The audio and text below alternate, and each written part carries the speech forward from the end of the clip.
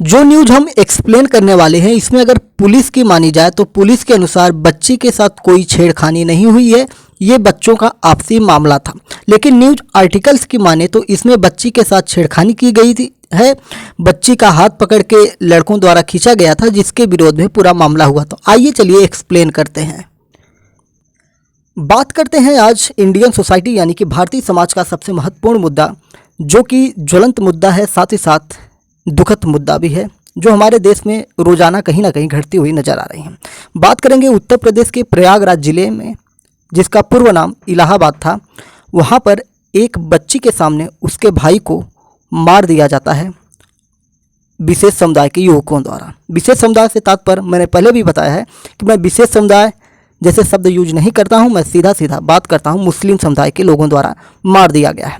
आइए जानते हैं पूरी कहानी क्या है, पूरा डिटेल में जानेंगे कि आंखों के सामने भाई को कैसे मार डाला गया।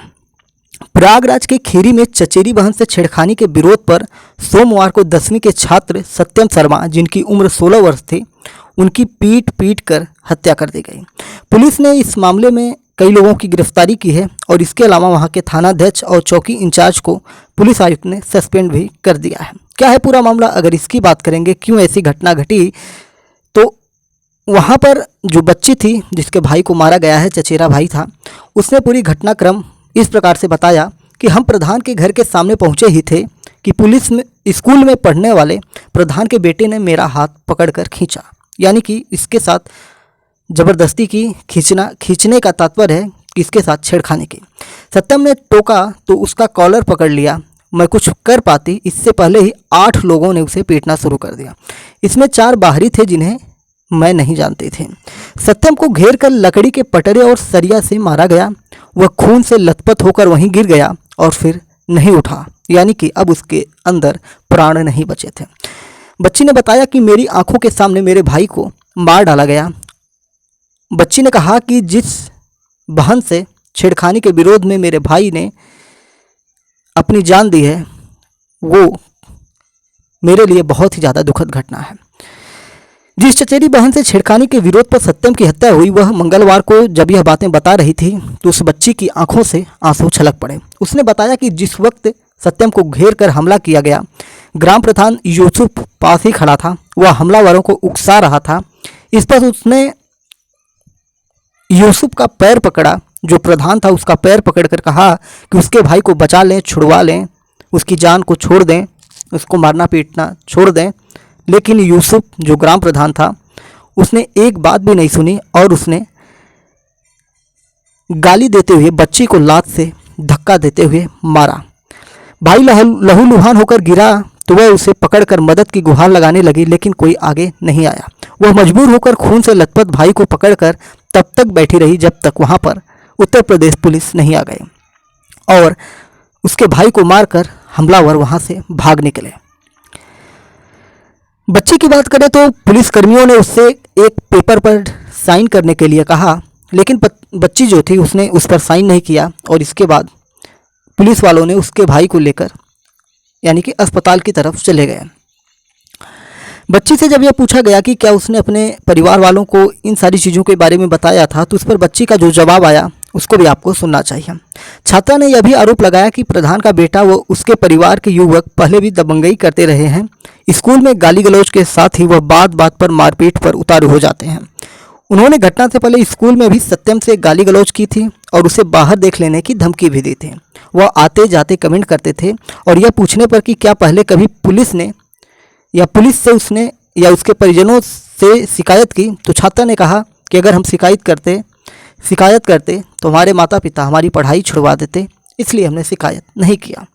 तो इस चीज़ पर फिर से मैं आपका ध्यान आकर्षित करना चाहूँगा कि बच्चे आधी जो क्राइम होते हैं, इन क्राइम्स को छिपा ले जाते हैं क्योंकि वो अपने परिवार से बता नहीं पाते हैं। तो आप हर परिवार का ये एक माहौल बना होना चाहिए कि जिसमें बच्चे के साथ अगर कोई गलत काम हो रहा है, चाहे लड़की हो या लड़का हो, तो वो अपने परिवार से, अपने माता पिता से, अपने परिवार के किसी सदस्य से अपनी बातें बता सके अगर उसके साथ कोई गलत काम हो रहा है, जिससे समय रहते हुए उससे आप निपट सकें और साथ ही साथ प्रशासन की भी मदद ले सकें। इसमें यही एक सबसे बड़ी फॉल्ट नज़र आ रही है। इस मामले में अगर हम गिरफ्तारी की बात करेंगे तो प्रयागराज के खीरी में चचेरी बहन से छेड़खानी के विरोध पर सोमवार को 10वीं के छात्र सत्यम शर्मा, जो 16 वर्ष के थे, इनकी पीट कर हत्या कर दी गई। हमलावरों ने बीच सड़क पर घेर कर उस पर पटरे से हमला किया, जो मुस्लिम समुदाय से हैं। पुलिस ने घटना में 3 नाबालिग समेत 5 लोगों को गिरफ्तार कर लिया है। इसके अलावा थानाध्यक्ष और चौकी इंचार्ज को पुलिस आयुक्त ने सस्पेंड कर दिया है, जो मैंने पहले ही आपको बता दी थी। तो ये जो मामले हैं, छोटी छोटी बातों को लेकर बड़े इशू बन जाते हैं, और इन सारी चीज़ों को लेकर अगर कोई भाई अपनी बहन की इज्जत को बचा रहा है तो आप देखिए कैसे एक विशेष समुदाय के लोगों द्वारा उसकी हत्या कर दी जाती है। खैर, और भी कुछ बातें रही होंगी तो सामने निकल के आएगा, क्योंकि इस प्रकार से अगर हम एक पक्ष की बात करेंगे तो कहीं सही नहीं होगा। आगे भी देखना पड़ेगा कि उधर के लोगों द्वारा क्या कहा जाता है, यानी कि मुस्लिम युवकों द्वारा क्या बयान जारी किए जाते हैं, क्यों ऐसा मामला हुआ। लेकिन अगर प्रत्यक्ष रूप में देखा जाए तो लड़की के साथ छेड़खानी हुई थी, उसका भाई उसका विरोध करता है और फिर उसके बाद उसको मार दिया जाता है। इस मामले के बाद अगर हम बात करेंगे तो पुलिस ने नामजद आरोपी तुर्कपुरवा ग्राम प्रधान मोहम्मद यूसुफ समेत 5 आरोपियों को गिरफ्तार कर लिया है, और 5 मुस्लिम समुदाय से आते हैं। अगर और भी चीज़ें हम इस पर एक्सप्लेन करना चाहें कि क्या घटनाक्रम घटे इस मैटर के बाद, तो प्रयागराज में चचेरी बहन से छेड़खानी के विरोध में 10वीं के छात्र सत्यम शर्मा की हत्या के बाद 100 सौंपने की मांग को लेकर 26 घंटे बाद भी प्रयागराज में जाम लगा रहा, यानी कि प्रयागराज की जनता सड़कों पर उतर चुकी है। इससे पहले आक्रोशित परिजनों ग्रामीणों ने थाने पर पथराव के साथ ही सरकारी एम्बुलेंस में तोड़फोड़ की। शाम 7 बजे तक 100 गांव में नहीं लाया जा सका था। उधर घटना में शामिल मुस्लिम समुदाय के प्रधान समेत 5 आरोपियों को गिरफ्तार भी कर लिया गया। पूरे दत्तू गांव निवासी छात्र की सोमवार शाम 4 बजे के करीब स्कूल से लौटते वक्त हत्या कर दी गई थी। पुलिस का दावा है कि छात्र को अस्पताल भेजा गया, जहां उसकी मौत हो गई। 1 घंटे बाद शाम 5 बजे के करीब ग्रामीण परिजनों ने खीरी बाजार में जाम लगा दिया। इससे खीरी कोहड़ार व खीरी कोराव गांव मार्ग पर आवागमन ठप हो गया। रात भर मान मनोवल चलता रहा, लेकिन प्रदर्शनकारी नहीं माने। भोर में 3:30 बजे के करीब, यानी कि आज सुबह में, पुलिस आयुक्त रमित शर्मा व डीएम संजय खत्री खीरी बाजार पहुंचे और लोगों को कार्रवाई का आश्वासन देकर जाम खत्म करने को कहा। इसके बाद कुछ लोग तो हट गए, लेकिन बहुत से लोग बाजार में ही बैठे रहे। सुबह 11 बजे के करीब भी 100 नहीं पहुंचा तो परिजन व ग्रामीणों ने थाना घेर लिया। ये कल का मामला। पुलिस ने उन्हें हटाना चाहा तो उन्होंने पथराव कर दिया, जिसमें कुछ देर के लिए अफरा तफरी मची रही। बाद में अधिकारियों व बड़े बुजुर्गों के समझाने पर लोग माने और थाने से हटकर फिर बाजार में पहुंचकर जाम लगा दिया। इसके बाद इंतजार होता रहा, लेकिन शाम तक 7 बजे तक 100 नहीं लाया जा सका था। इस दौरान कई बार पुलिस व प्रदर्शनकारियों में नोक झोंक हुई। पोस्टमार्टम की बात करेंगे तो मृतक के शव का पोस्टमार्टम शाम 5 बजे के करीब हुआ। तनावपूर्ण माहौल के बीच दोपहर में पंचनामे की कार्यवाही पूरी कर पुलिस मृतक के भाई पुरुषोत्तम को लेकर मोर्चरी पहुंची और इसके बाद पोस्टमार्टम शुरू हुआ। पोस्टमार्टम में मृतक के सिर के पिछले हिस्से में चोट का निशान मिला है और माना जा रहा है कि यही चोट उसकी मौत का कारण है, यानी कि जो सरिया और पटरे से उसको मारा जा रहा था तो उसके सर के पिछले हिस्से में उसके दिमाग में लग गया, जिसकी वजह से उसकी मृत्यु हो गई। 3 डॉक्टरों के पैनल ने वीडियोग्राफी के बीच पोस्टमार्टम किया था। और भी चीज़ें अगर हम बात करेंगे तो पुलिस ने नामजद आरोपी तुर्कपुरवा ग्राम प्रधान मोहम्मद यूसुफ समेत 5 आरोपियों को जो गिरफ्तार कर लिया है, उनमें 5 मुस्लिम समुदाय के हैं और इसमें दूसरा नामजद आरोपी मोनिस व 3 बाल अपराधी शामिल हैं। बाल अपराधियों में एक ग्राम प्रधान का बेटा जबकि 2 उसके भांजे हैं। प्रधान का बेटा भी उसी स्कूल में पढ़ता है जहां मृतक सत्यम पढ़ता था, यानी कि इनका पहले से ही स्कूल में झगड़ा चल रहा था और बच्चे भी इस मामले में ये बता रही है कि इनका आपस में पहले से झगड़ा चल रहा था।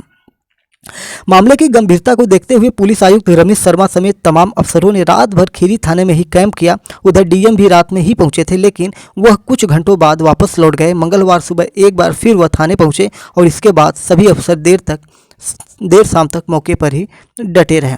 तो इस प्रकार से प्रयागराज में ये घटना जो घटित हुई है बहुत ही दुखद घटना है। और आपको पता है कि आज रक्षाबंधन है और रक्षाबंधन के ठीक 1-2 दिन पहले एक भाई का हत्या हो जाना और अपनी नज़रों के सामने हत्या हो जाना कितनी दुखद घटना है। अब इस पर देखिए प्रशासन किस प्रकार से एक्शन लेती है, जबकि इसमें कुछ बच्चे नाबालिग हैं तो उनके ऊपर तो कुछ बड़ी कार्रवाई नहीं होगी, लेकिन फ़िलहाल जो वहाँ पर लड़के का बाप था, एक जो यूसुफ करके था, मोहम्मद यूसुफ ग्राम प्रधान था, इसके ऊपर कड़ी कार्रवाई होनी चाहिए, हत्या का मुकदमा दायर करना चाहिए। और ये उकसा भी रहा था बच्ची के अनुसार, जो यूसुफ था ये बच्चों को उकसा रहा था मारने के लिए। तो इस मामले में गंभीरता से एक्शन भी होगा और उम्मीद है कि सही दिशा में सही चीज़ों को जांच परख करके प्रशासन अपना कार्रवाई करेगी। खैर, ये सारी चीज़ें जो हैं इंडियन सोसाइटी के लिए बहुत ही महत्वपूर्ण चीज़ें हो जाती हैं कि आपके समाज में, आपकी दुनिया में क्या चल रहा है, कि छोटी छोटी बातों को लेकर कितने बड़े अपराध हो जा रहे हैं। और यहाँ पर देखिए कि किस प्रकार से मामला निकल के आ रहा है कि जो यूसुफ है वो लड़के का पिता है, यानी उसका बेटा भी गिरफ्तार हुआ है। और एक पिता के सामने एक लड़का, उसका बेटा, किसी लड़की का हाथ पकड़ के खींच रहा है, तो ये कौन सी सभ्यता है, किस प्रकार का आचरण है, ये भी देखने वाला होगा। खैर, क्या था मामला, क्या थे घटनाक्रम, ये तो जांच के बाद ही पता चलेंगे। उम्मीद है कि आपको ये जानकारी जानकर दुख तो हुआ ही होगा, लेकिन इससे हमें केस स्टडी में बहुत ज़्यादा मदद मिलने वाली है कि किस प्रकार से छोटी छोटी बातों को लेकर बच्चे बड़े बड़े घटनाक्रम को अंजाम दे रहे हैं। और साथ ही साथ स्कूलों में किस प्रकार की शिक्षा व्यवस्था चल रही है कि ऐसी घटनाक्रमों का अगर दोनों साथ में पढ़ते थे तो क्या स्कूल प्रशासन को इन चीज़ों के बारे में जानकारी नहीं थी? अगर जानकारी थी तो क्या इन दोनों बच्चों की काउंसलिंग करके दोनों में समझौता नहीं करवाया जा सकता था, या किस प्रकार से है? तो स्कूलों में भी इन चीज़ों को लेकर थोड़ा स्कूल का जो प्रशासन है उसको ध्यान रखना चाहिए कि उनके छात्र जो हैं स्कूल के अंदर किस प्रकार के व्यवहार कर रहे हैं। अगर सही व्यवहार नहीं कर रहे हैं तो उनसे काउंसलिंग करनी चाहिए उनकी। और साथ ही साथ बच्ची ने जिस प्रकार से बताया कि यूसुफ के परिवार के बच्चे जो थे, या ये जो इसके साथ मारपीट करने वाले हैं सत्यम के साथ, जिन्होंने इसकी हत्या की है, ये आए दिन लगातार स्कूल में बवाल काटते रहते थे। तो क्या स्कूल प्रशासन इस पर इसकी जिम्मेदारी नहीं लेगा? स्कूल प्रशासन को इस पर ध्यान देना चाहिए था और साथ ही साथ उचित कार्रवाई जो थी उसको करना चाहिए था। यूसुफ को बुलाकर उसकी काउंसलिंग करनी चाहिए थी, उससे बातचीत करनी चाहिए थी। खैर, जहाँ पर दबंग होते हैं, वैसे भी कहा जाता है उत्तर प्रदेश दबंगों का प्रदेश है, पर योगी आदित्यनाथ दावा करते हैं कि यहाँ पर दबंगई नहीं चलती है। तो अब देखने वाली बात होगी कि क्या बड़ी से बड़ी कार्रवाई इसमें नज़र आती है। चैनल पर नए हैं तो चैनल को सब्सक्राइब करके हमारे साथ जुड़ जाइए। डेली करंट अफेयर्स और इसी प्रकार के देश दुनिया में क्या घटित घटनाएं हो रही हैं उन सब की जानकारी के लिए। जय हिंद, नमस्कार, भारत माता की जय।